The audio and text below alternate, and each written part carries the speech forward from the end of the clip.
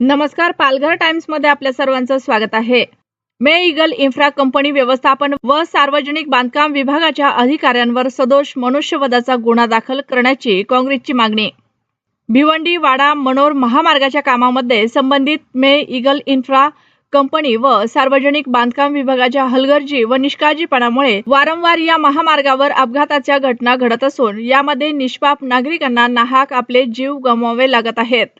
या संदर्भात आम्ही वारंवार संबंधितावर पत्रव्यवहार करून तसेच अधिकाऱ्यांसमवेत बैठक घेऊन सुरक्षेबाबत व कामाच्या दर्जाबाबत पत्रव्यवहार व वेळप्रसंगी आंदोलने निदर्शने करून आजतागायत सदर कंपनीकडून व सार्वजनिक बांधकाम विभागाकडून कुठल्याही प्रकारच्या उपाययोजना केल्या गेलेल्या नाहीत. परिणामी अपघाताच्या घटना सातत्याने घडत आहेत. याचाच प्रत्यय दिनांक 17 एप्रिल 2026 रोजी मौजे वर्ले येथे संबंधित कंपनीच्या अक्षम्य हलगर्जी व निष्काळजीपणामुळे रस्ता खोदून ठेवल्याने आलमान येथील रमेश पवार या तरुणाचा अपघाती मृत्यू झाला असून या अपघातात मे ईगल इन्फ्रा कंपनीचे श्री किशोर खूपचंदानी व व्यवस्थापक तसेच कामगार नियुक्ती असलेले सार्वजनिक बांधकाम विभागाचे संबंधित अभियंता, उपअभियंता व मे ईगल इन्फ्रा कंपनीचे अभियंता श्री दीपक पवार यांच्यावर सदोष मनुष्यवधाचा गुन्हा दाखल करून त्यांना तात्काळ अटक करण्यात यावी. अन्यथा भारतीय राष्ट्रीय काँग्रेस कमिटी पालघर जिल्हा व वाडा तालुक्याच्या वतीने शुक्रवार दिनांक 24 एप्रिल 2026 रोजी